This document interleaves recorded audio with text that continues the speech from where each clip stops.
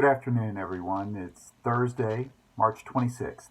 My name is Mark Vest. I'm the president at Northland Pioneer College, and as you can probably tell by looking over my shoulder, I'm not in my usual digs. I'm not dressed as I normally would be. I'm not in my office. I'm currently sitting at home in self-quarantine.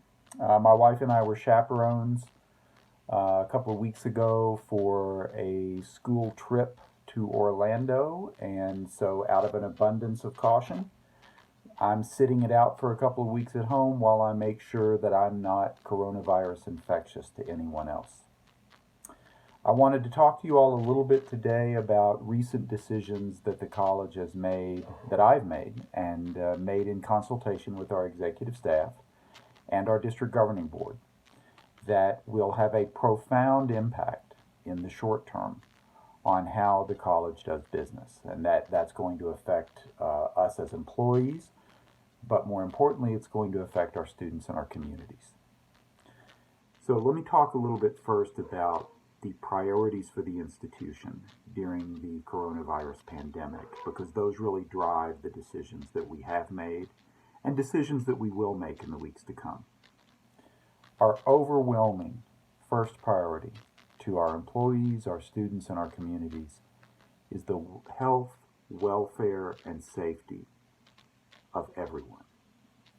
And we cannot and will not do anything that we believe is likely to compromise the health, welfare, and safety of people in our communities. Along with that, our second priority, it's normally our first priority, but in cases like this, it's our second, is the educational outcomes, the learning outcomes that we provide to our students. We want to do everything we possibly can for our students who are currently enrolled in classes at Northland Pioneer to finish and finish strong, finish on a high note at the end of this semester. But we have to do that balancing that other priority, that need to maintain the health, welfare, and safety of everybody involved. So with that in mind, at our district governing board meeting on Tuesday, we had an extensive discussion with our board about how to move the college forward in these very uncertain times. And the end result of that discussion was that beginning Monday, March 30th, the college facilities across Navajo and Apache counties will be closed to the public and students. Now let me be clear, that's facilities. We are not shutting down college operations. We are moving college operations into a telecommute environment. And we are going to continue with the plan that we had already announced to our current students, that we will be moving classes into an online learning environment. Now, we had hoped a couple of weeks ago that we might be able to continue running some of our in-person labs in the sciences and some of our career and technical education programs. We're not going to be able to do that. We have a couple of very unique exceptions, but beyond that, we're going to have to move everything into an online environment. As I think you know, if you look around the county, if you pay attention, the coronavirus is starting to pop up in our county. That means it's here.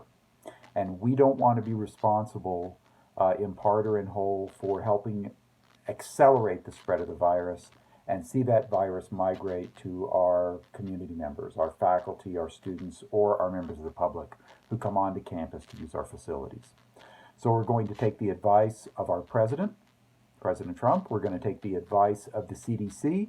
We're going to take the advice of many of the experts in the field, and we're going to practice the best form of social distancing that we can, which is to move our classes into a distance-based environment and send our employees home to work from home.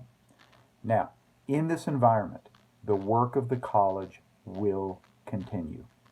We will do everything we can to support our students during this environment, or during this period, in this online learning environment, both inside and outside the classroom.